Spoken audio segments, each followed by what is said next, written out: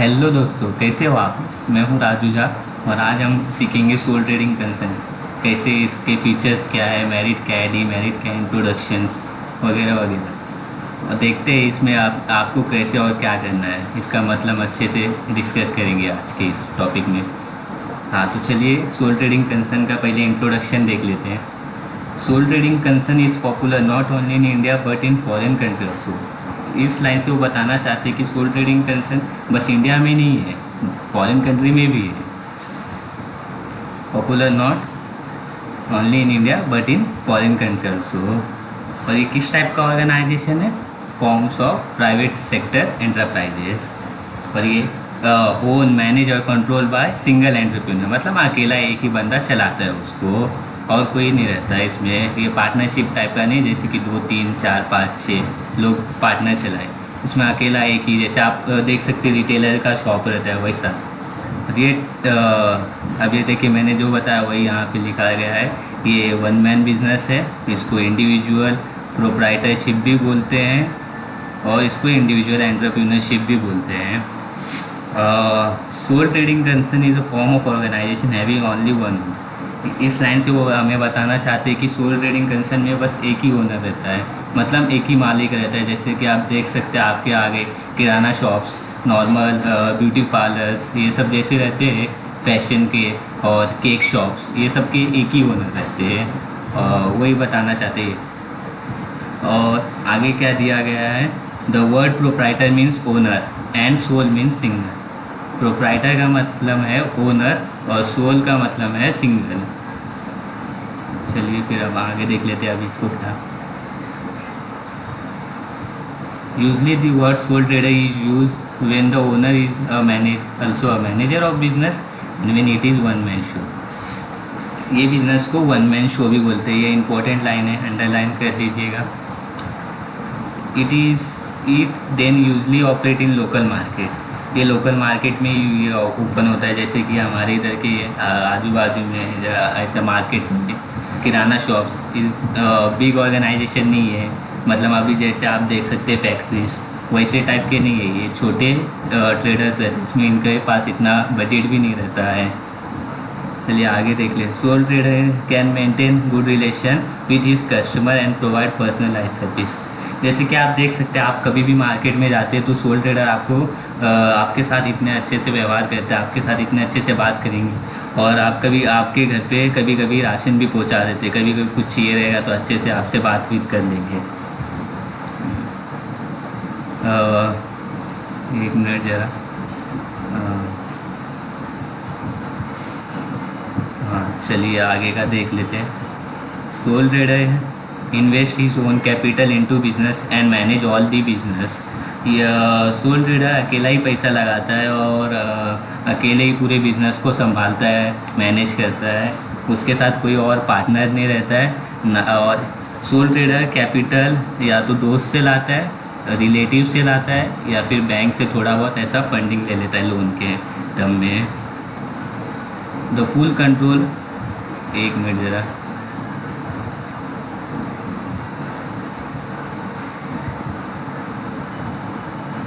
हाँ, चलिए अभी देखते आगे का क्या लिखा। The full control of business rest in him. मतलब ये लाइन से वो बताना चाहते हैं कि पूरा बिजनेस उनके ऊपर ही डिपेंड रहता है। अगर वो एक भी दिन ना आए तो बिजनेस चल नहीं सकता। He bear the entire risk and derive the total benefit. Entire risk उसको ही लेना पड़ता है और जो भी बेनिफिट होता है पूरा उसके ही जेब में जाता है और किसी को नहीं मिलता है। Derive total benefit and entire risk. चलिए आगे देख लेते हैं। He may engage in any business he choose without much legal formality unless he wishes to engage in certain type of business unless. एक minute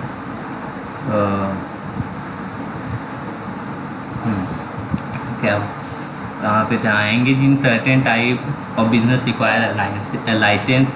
for example, if man wishes to open general store he may do so if he can find good location and have sufficient money for that business।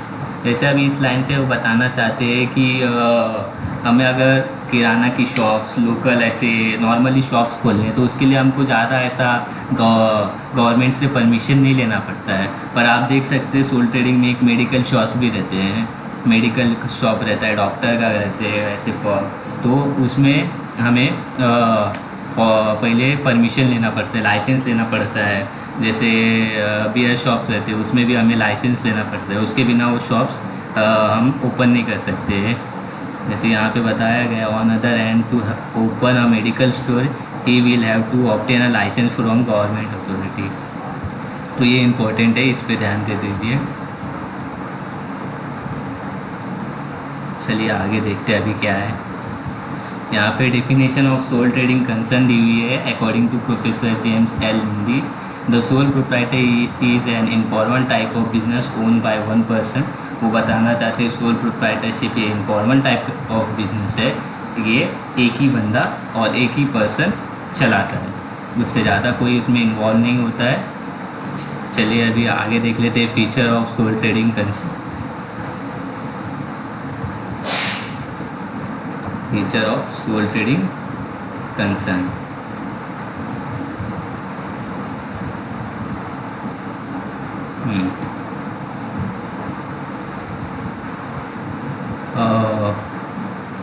The following are the main feature of soul trading concern.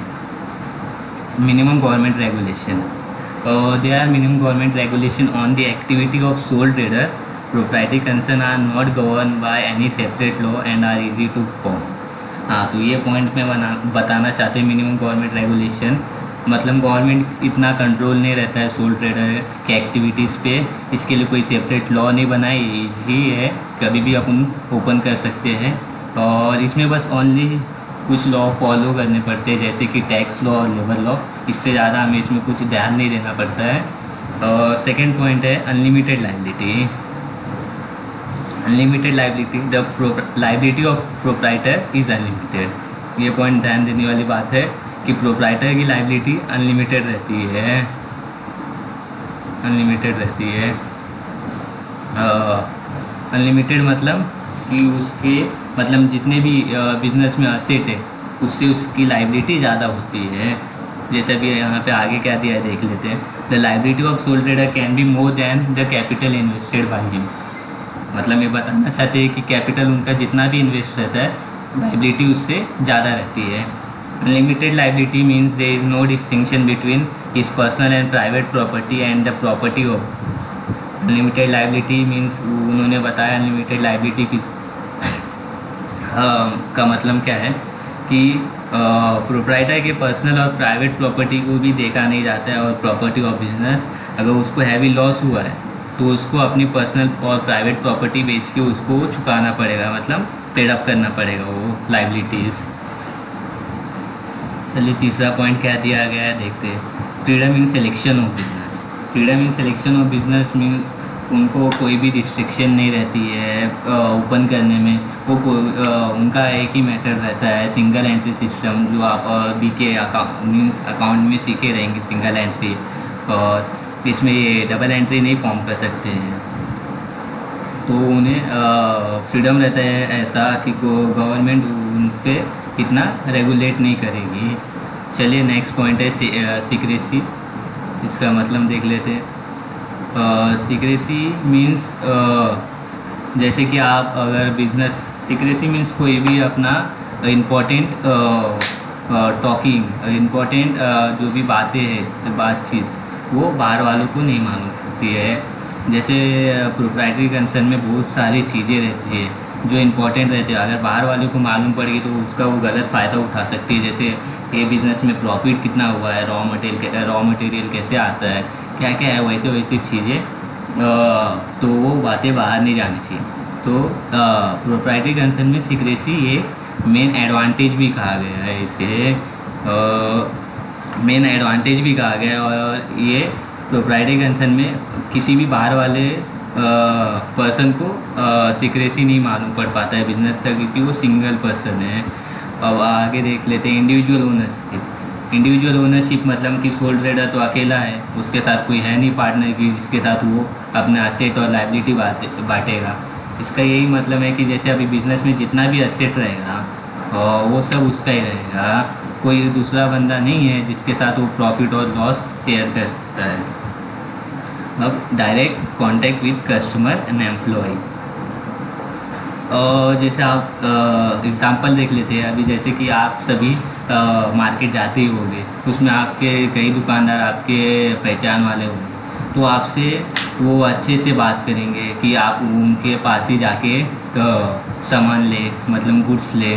तो इसके लिए वो आपके साथ अच्छा relation रखेंगे। अगर वो उन्होंने एक बार भी आपको कुछ कह दिया बेकार ऐसा कुछ कि आप हमें टाइम से पैसा नहीं देते, टाइम से ये नहीं करते ये, तो आप उनके पास वापस नहीं जाएंगे। इसके लिए वो हमेशा गुड रिलेशन मेंटेन करते ट्राई करेंगे कि आपका उनके साथ कोई भी मतभेद ना हो। तो इसी सब चीज़ में वो देखते हैं। और अभी नेक्स्ट पॉइंट है suitable for some special business. जैसे आप देख सकते हैं आजकल hair shops, beauty parlour, cake shops, agriculture product, ये सब स्पेशल बिजनेस है सोल ट्रेडर के। सोल ट्रेडर के स्पेशल बिजनेस है। इसमें मतलब कोई भी ऐसा पर्सनली रहता है, बाहर वाले कोई इसमें आ नहीं सकते ऐसा, और इसका ओनर अकेला एक ही बंदा रहता है, ज़्यादा इसमें रहते नहीं। ये स्पेशली है सोल ट्रेडर कंसर्न के है। चलिए नेक्स्ट पॉइंट क्या है, no sharing of profit and risk. अभी वही हमारा पहले हमने एक पॉइंट लिया था, पांचवा वाला पॉइंट, उसको ही वापस से इधर दोहराया गया है, मतलब वापस से रिपीट किया गया है। जैसे कि इधर क्या लिखा हुआ है, प्रोप्राइटर जो है, ओनर है, उसको ही सब प्रॉफिट मिलता है, और सेम उसको ही सब लॉस भी मिलता है। वो कोई दूसरा नहीं आएगा लॉस बांटने के लिए या फिर प्रॉफिट लेने के लिए। चलिए अब नेक्स्ट पॉइंट क्या है, अभी सोल ट्रेडिंग के मेरिट देख लेते हैं। मेरिट क्या होता है सोल ट्रेडिंग कंसर्न के।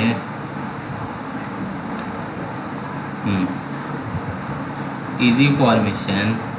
इजी फॉर्मेशन मीन्स हमने पहले ही डिस्कस किया था, इसके लिए कोई लॉ भी नहीं है, तो हम कैसे भी डायरेक्टली, अगर आज रात में हमने एक दो दिन पहले सोचा कि हमें कल किराना का शॉप खोलना है, तो हमें उसके लिए कोई रजिस्टर्ड नहीं कराना पड़ेगा। हमें बस बजट की ज़रूरत होगी, पैसे की ज़रूरत होगी, वो हम अपना कैपिटल इन्वेस्ट करेंगे और उसे बिज़नेस को खोल सकेंगे।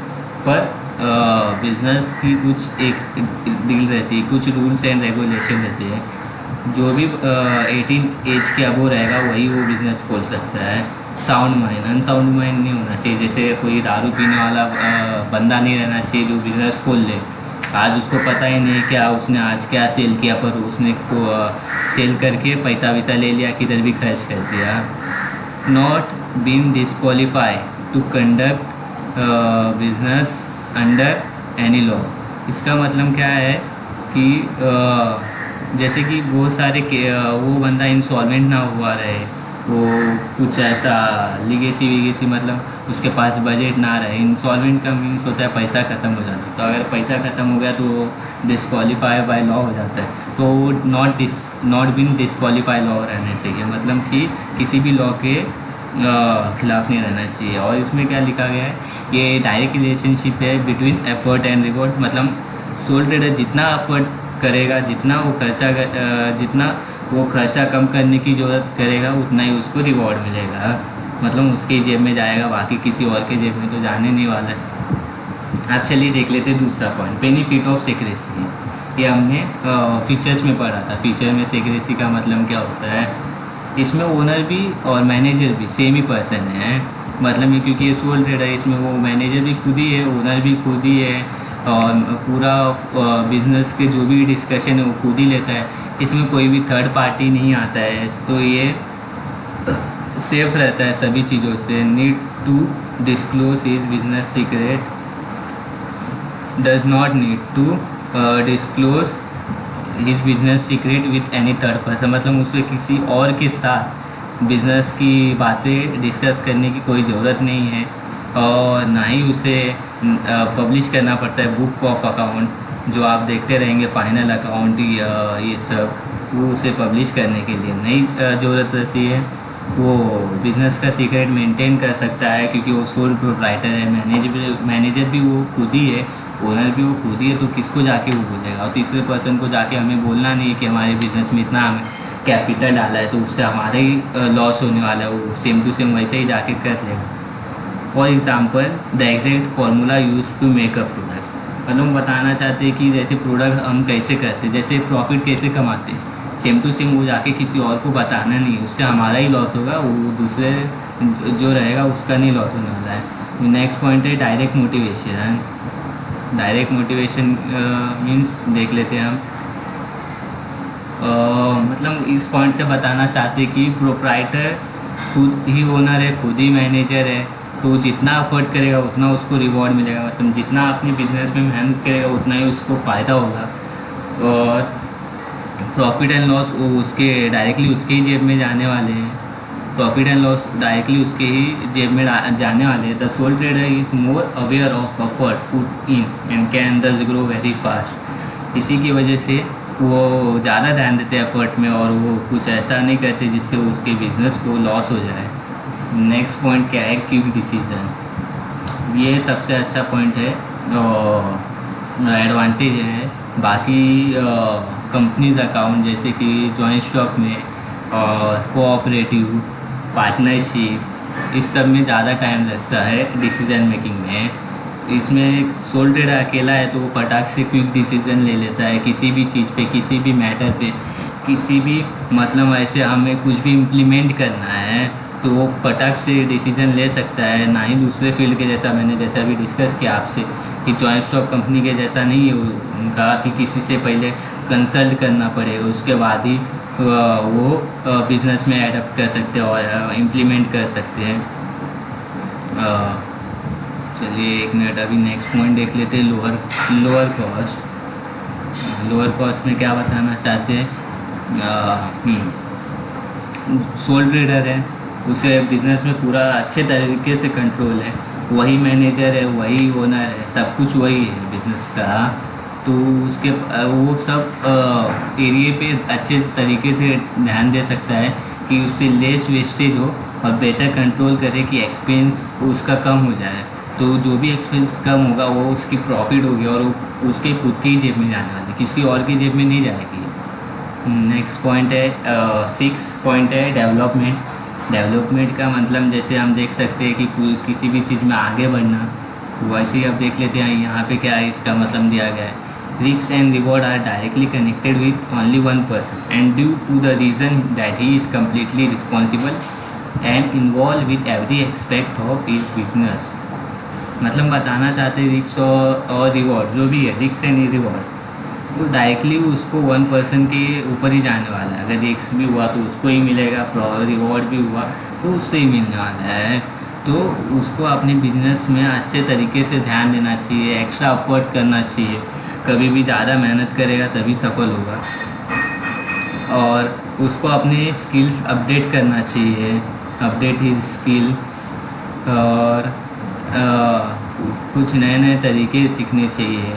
एक्सपीरियंस कंस्टेंटली, मतलब उसको हमेशा कुछ ना कुछ मालूम ही रहना चाहिए और वो हमेशा ट्राई करे खुद की पर्सनैलिटी और लीडरशिप क्वालिटीज़ को अच्छा करने की, बेटर डिसीजन मेकिंग, ये भी डिसीजन मेकिंग भी one of the important point है, अच्छा करना चाहिए उसे भी।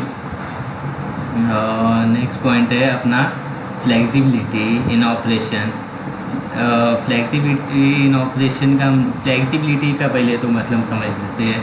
फ्लेक्सिबिलिटी मतलब जैसे कि कहीं पे भी कुछ भी कभी भी चेंज कर सकते हैं हम, कितना फ्लेक्सिबिलिटी। तो यह बस बिज़नेस के मामले में देखने जाए तो ये सोल ट्रेडिंग के ही एडवांटेज है ज़्यादातर तरीके से। जॉइंट स्टॉक में एक बार फ्लेक्सिबिलिटी डिसएडवांटेज है, फ्लेक्सिबिलिटी बिल्कुल ही नहीं है। कोऑपरेटिव में भी फ्लेक्सिबिलिटी नहीं है। और फिर इस अभी बाकी किसी में है, जैसे कि अभी सोल ट्रेडिंग में फ्लेक्सिबिलिटी है, जैसे कि वो अकेला वही ओनर है और वही मैनेजर है और कभी भी हम बिज़नेस चेंज कर सकते हैं क्योंकि इसमें कोई ज़्यादा पर्सन नहीं है, ज़्यादा ओनर नहीं है और ये बहुत ज़्यादा फ्लेक्सिबल है। डिसीजन मेकर ऑफ बिज़नेस भी अकेला वही है, कभी भी कीप चेंज कर सकता है, कुछ भी चेंजिंग सर्कमस्टेंस के हिसाब से। अभी कल भी कुछ आया नया चीज़, जैसे लॉ में कुछ चेंजेस हुए, वो फटाक से चेंज कर सकता है। एक्सपांशन करना है या कुछ बिज़नेस को बढ़ाना है, कुछ वही बिजनेस में कुछ ऐड करना है, न्यू बिजनेस लाना है, रिडक्शन ऑफ बिजनेस एक्टिविटी, तो वो सभी चीज़ कर सकता है। और उसका डिसीजन मेकिंग इतना फास्ट है कि फटाफट वो कुछ भी अपने बिजनेस में चेंज कर सकता है। जैसे कल ही उसको रॉ मटेरियल लाना है तो उसको किसी की परवानगी मतलब किसी से जाके कुछ पूछना नहीं पड़ेगा, परमिशन नहीं लेना पड़ेगा इसके लिए। और यही सबसे इम्पोर्टेंट है सक्सेस के लिए कोई भी बिजनेस के, फ्लेक्सिबिलिटी। अगर फ्लेक्सिबिलिटी है बिजनेस में तो important for success of any business. Next point देख लेते हैं, limited government control. The activity of sole trader are regulated by government and law to minimum कर। लिमिटेड गवर्नमेंट कंट्रोल अपना फीचर में भी था, गवर्नमेंट रेगुलेशन ऐसा करके एक पॉइंट। तो इसमें क्या बताना चाहते हैं, गवर्नमेंट सोल ट्रेडर पे इतना ज़्यादा ध्यान नहीं देती, ना ही सोल ट्रेडर को परमिशन लेना पड़ता है, ना ही कुछ रजिस्टर कराना पड़ता है। बस सोल ट्रेडर को दो ही लॉ मानना पड़ता है और कुछ अदर्स छोटे छोटे लॉ है, जैसे कि एक दो है, टैक्स लॉ है, जनरल लॉ, ठीक है। तो ये लॉ वो एक्सेप्ट करते और मानते भी है। पर ये भी एक अच्छा एडवांटेज है कि गवर्नमेंट ज़्यादा ध्यान नहीं देती। और जैसे ये गवर्नमेंट जॉइंट स्टॉक पे ज़्यादा ध्यान देती है, कोऑपरेटिव पे ज़्यादा ध्यान देती है, तो ये सब के लिए वो डिसएडवांटेज हो गया वो दोनों बिजनेस के लिए। चलिए नेक्स्ट पॉइंट क्या है, credit standing. Credit standing means जैसे कि close contact with customer help sole trader to build up goodwill for himself. मतलब जैसे कि मैंने पहले ही आपको एग्जांपल दे चुका हूँ, अगर आप किसी से भी, किसी दुकानदार से अच्छा रिलेशन, दुकानदार आपसे अच्छा रिलेशन बना रहा है, मतलब वो गुडविल क्रिएट कर रहा है। गुडविल मतलब अपनी अच्छाई, बिजनेस एक लेवल तक गुडविल ऐसा कमाता है। ये गुडविल मीन्स क्या हो जाता है कि बिज़नेस की अच्छाई या पूरी, तो ये बिज़नेस को एक तरह से फ़ायदा भी दिलाता है। बैंक्स और ये इंस्टीट्यूशन रहते हैं जो उन्हें आराम से फिर लोन दे सकते हैं, क्योंकि उनको सभी से अच्छे से बात करते हैं। और उनकी लाइबिलिटी भी अनलिमिटेड है। लाइबिलिटी अनलिमिटेड है इसका मतलब आप पूछोगे ये यहाँ पे कैसे आया, लाइबिलिटी अनलिमिटेड, यहाँ पे तो पॉइंट कुछ दूसरा चालू था गुडविल करके। तो अभी इसमें मैं बताता हूँ आपको इधर लाइबिलिटी क्यों आया। मतलब उसकी अनलिमिटेड लाइबिलिटी मतलब वो अपना पर्सनल और प्राइवेट प्रॉपर्टी बेचेगा। अगर किसी ने भी ये ओनर ने अगर पैसा नहीं चुकाया तो उसके पर्सनल और प्राइवेट प्रॉपर्टी को सेल करके जितना भी पैसा होगा उतना वो बैंक ले लेगा। समझे? क्रेडिट स्टैंडिंग मतलब गुडविल मेंटेन करना, तो उससे बैंक और इंस्टीट्यूशन ईजिली में लोन दे सकता है आपको। चलिए नेक्स्ट पॉइंट क्या है, एफिशिएंसी। एफिशिएंसी मीन्स अच्छे तरीके से किसी भी चीज़ को यूज़ करना, ज़्यादा मतलब वेस्टेज ना करना और उसी वेस्टेज को बचा के अपना प्रॉफिट कमाना। जैसे यहाँ पे क्या लिखा है, as he is directly gaining profit and is directly liable and responsible for losses. Directly उसे प्रॉफिट मिलता है कुछ ऐसा, और डायरेक्टली वो लाइबल भी है लॉसेस के लिए। Proprietor run is business with maximum efficiency. अब यहाँ पे क्या बताना चाहता है, प्रोप्राइटर है जो ओनर है, अपना बिजनेस अच्छे तरीके से चलाना चाहिए, मतलब वेस्टेज कम करना चाहिए, किसी भी चीज़ पे ध्यान देना चाहिए कि यहाँ पे वेस्टेज ना हो मेरा, कि उससे मेरा प्रॉफिट कमा सकूँ। एफर्ट ज़्यादा करना चाहिए कि उससे रिसोर्सेस और ये सब में मदद मिल सके। इधर आगे क्या दिया गया है कि also make sure that productivity is maximum and maximum skill is use in every aspect of business leading to higher profitability and better reputation। अब यहाँ पे जैसे बताना गया है कि productivity is maximum and maximum skill is use very aspect of business leading. मतलब बता रहे हैं कि जैसे मैक्सिमम प्रोडक्टिविटी मतलब प्रोडक्शन मैक्सिमम रहना चाहिए और स्किल भी अपने अच्छे तरीके से रहना चाहिए। ये अपने को हेल्प करेगा हाइयर प्रॉफिटेबिलिटी मतलब ज़्यादा प्रॉफिट लेने में, और बेटर रेपुटेशन मतलब गुडविल कमाने में, और कई सारे तरीके में। चलिए अब हम limitation of sole trading concern देख लेते हैं। एक मिनट ज़रा, limitation of sole trading concern. Limitation को हम जैसे ये भी कह सकते हैं नुकसान, ड्रॉबैक, घाटा, मतलब कि बिजनेस को किस किस चीज़ से प्रॉब्लम हो रही है, इसका मतलब वो होता है। लिमिटेशन का मतलब, चलिए पहला वर्ड क्या है वो देख लेते। पहला पॉइंट है अभी limited manager ability. Limited manager ability भी बहुत अच्छा पॉइंट है और इम्पॉर्टेंट पॉइंट है, इस पर ध्यान दीजिएगा। सोल ट्रेडर दो capable cannot be expected have complete knowledge like other type of. ये पॉइंट से बताना चाहते हैं कि सोल ट्रेडर हाँ अच्छा बंदा है पर सब किया रहेगा उसमें, पर आप कैसे एक्सपेक्ट कर सकते हो उससे कि उसको उसके पास सब नॉलेज आएगा बिजनेस का। वो प्रोफेशनल है पर अगर उसको अगर एक्सपांशन करना पड़ेगा उसको प्रॉब्लम हो सकता है। वो अकेला है तो उसको हर एक फेस में हर एक एरिया में देखने जाएगा तो उसको तब तक कई सारे प्रॉब्लम्स हो चुके रहेंगे।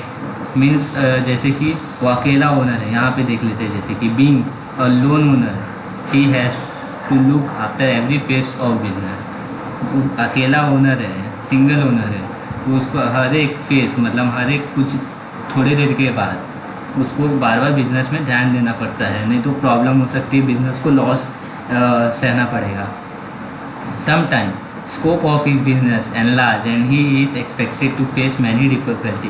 In such situation his decision may be wrong which would be cause of reducing profit। मतलब अभी इधर बताना चाहते हैं जैसे कि बिजनेस बहुत सारे प्रॉब्लम फेस करता है, मैनी डिफ़िकल्टीज, जैसे यहाँ पे लिखा है फेस मैनी डिफ़िकल्टीज।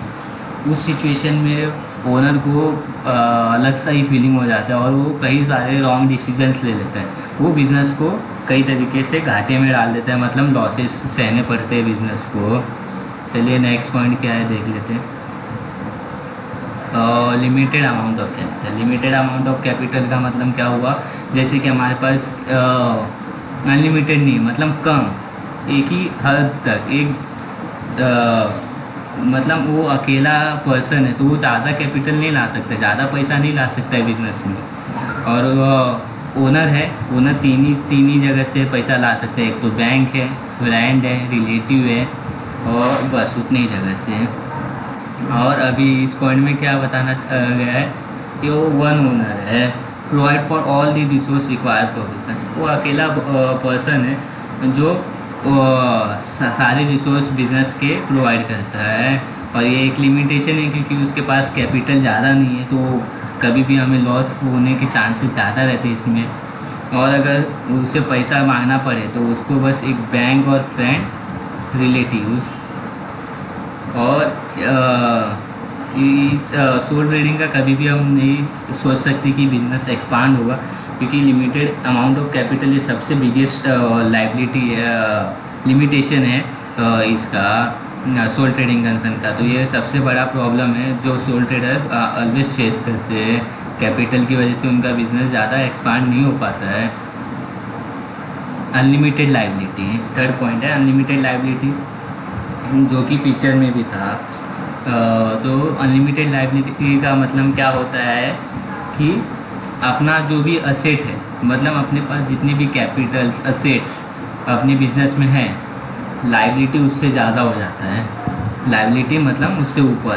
तो उस टाइम में क्या होता है कि प्रोप्राइटर का जो ओनर है, ओनर के सारे लैंड और पर्सनल प्रॉपर्टी और प्राइवेट प्रॉपर्टी और प्रॉपर्टी ऑफ बिजनेस, तो ये प्रॉपर्टीज़ सेल करके जितना भी पैसा होता है वो अपने क्रेडिटर्स ले लेते, मतलब बैंक वाले इन लोगों जिन जिन लोग ने पैसा दिया रहेगा, जिस लोग ने पैसा दिया रहेगा वो उनसे ले लेते हैं। चलिए आगे, not suitable for large scale operation. Sole proprietorship is not suitable for large scale business operation. वही पॉइंट बताया गया नीचे भी लाइन, मतलब बताना चाहते हैं कि सोल ट्रेडर कभी भी एक्सपांड नहीं हो सकता है, कभी भी आगे नहीं बढ़ सकता जितना आप उन्हें एक्सपेक्ट करते हैं। क्यों? क्योंकि उसके पास लिमिटेड कैपिटल है। पहले ही एक्सपांड होने की सबसे बड़ी चीज़ है कि कैपिटल ज़्यादा रहना चाहिए। कभी भी हमें बिजनेस में कुछ भी चेंज करना है, एक्सपांडिंग करना है, तो हमें कैपिटल की सबसे ज़्यादा ज़रूरत पड़ती है और यही उसकी एक सबसे बड़ी प्रॉब्लम है। और ये यहाँ पे क्या बताया, due to small scale business the business can not be extended beyond a certain limit. क्या बता रहे हैं कि स्मॉल स्केल मतलब छोटे दुकानदार जिनके पास ज़्यादा पैसा नहीं, वो अपना दुकान कैसे बड़ा करेंगे। जैसे एग्जांपल लिया था हमने, कई सारे एग्जांपल लिए पर अभी एक एग्जांपल लेते हैं। जैसे सपोज ए कल जाके बिजनेस खोल रहा है, छोटे मोटे बिस्किट्स और सेल्स के, मतलब छोटे से कुछ भी ऐसा नॉर्मल दुकान जिसमें दूध भी सब बिक्री हो, वैसे दुकान खोल रहा है छोटे मार्केट में, मतलब एक ये उसका ये हो गया स्मॉल स्केल में खोल रहा है वो। तो अब उसके पास अपन एक्सपेक्ट नहीं कर सकते हैं कि वो बिज़नेस को आगे लेके जा सके, क्योंकि ना ही उसके पास उतना कैपिटल है, ना ही वो किसी से लोन भी लेगा तो उसके पास पर्सनल प्रॉपर्टी रहनी चाहिए। तो अपन एक्सपेक्ट नहीं कर सकते कि वो लार्ज स्केल ऑपरेशन पे पहुंच सके, मतलब आगे बढ़ सके इतना आगे। तो ये सबसे बड़ी लाइबिलिटी लिमिटेशन है उसकी। अभी नेक्स्ट पॉइंट देख लेते हैं, lack of stability. Lack of stability means, stability का मतलब पहले तो समझ लेते हैं। स्टेबिलिटी का मतलब कुछ भी चीज़ स्टेबल रहना, जैसे कि हम ऐसा एक बॉटल रखे हैं तो बॉटल यहाँ वहाँ नहीं होना चाहिए, मतलब इधर ना ही उधर, स्टेबिलिटी का मतलब। अभी जैसे कि सोल ट्रेडर अकेला है, बिजनेस रन करता है, अकेला बिजनेस रन करता है, तो कभी भी अगर वो बाहर गया तो बिजनेस उसकी कुछ दिनों के लिए बन रही, पर अगर सोल ट्रेडर मर गया, डेथ हो गई उसकी, तो business, entire business organisation can collapse. Collapse का मतलब है यहाँ कि पूरा ठप हो जाना, बंद हो जाना। चलिए अभी आगे क्या दिया गया, एब्सेंस ऑफ स्पेशलाइजेशन। स्पेशलाइजेशन, हाँ तो चलिए एब्सेंस ऑफ स्पेशलाइजेशन का मतलब देख लेते हैं। पहले तो सोल ट्रेडर ओनर है, मैनेजर है, सुपरवाइज़र है, कंट्रोलर है, बिजनेस में मतलब सब कुछ वही हैंडल करता है। तो इतना कुछ हैंडल करने की वजह से और डिवीज़न ऑफ लेबर, मतलब कई जगह ध्यान देने की वजह से, और वो किसी भी चीज़ में स्पेशल नहीं, ना ही मैनेजर में स्पेशल है, मैनेजमेंट में ना ही स्पेशल है, ना ही कंट्रोलर में स्पेशल है। तो इसके लिए वो बराबर से डिसीजन भी नहीं ले पाते। जैसे हम जॉइंट स्टॉक कंपनी में देख सकते हैं, डायरेक्टर्स अलग रहते हैं, मैनेजर्स अलग रहते हैं, उनके लिए अलग ब्रांच, इसके लिए अलग ही है। तो इसी वजह से वो business, soul trader business efficiently, मतलब अच्छे तरीके से हैंडल नहीं कर पाते।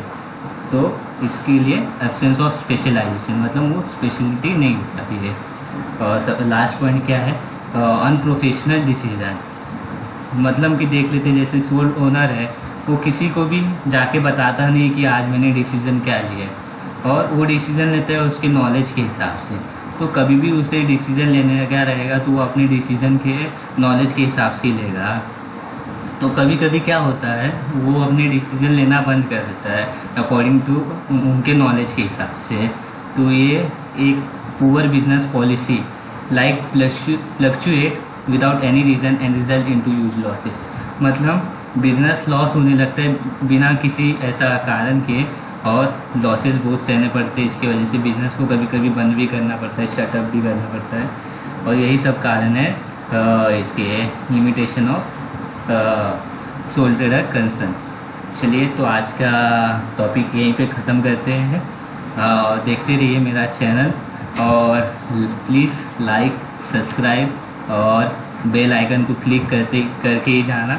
और आज के टॉपिक में मैं अलविदा लेता हूँ। आपको अगर कुछ भी डाउट या प्रॉब्लम्स रहेंगे तो कमेंट बॉक्स में लिख के भेज सकते हैं आप। और चलिए हमेशा सीखते रहिए, क्योंकि सीखना बंद तो जीतना बंद।